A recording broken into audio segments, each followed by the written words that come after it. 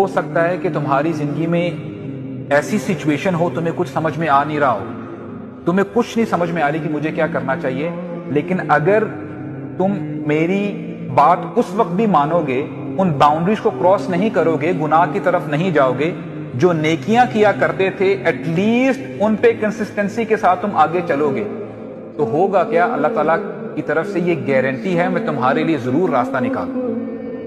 وَيَرْزُقْهُ مِنْ حَيْثُ لَا يَحْتَسِبُ، اور وہاں سے تمہیں رزق دوں گا جہاں سے تمہیں گمان تک نہیں ہو۔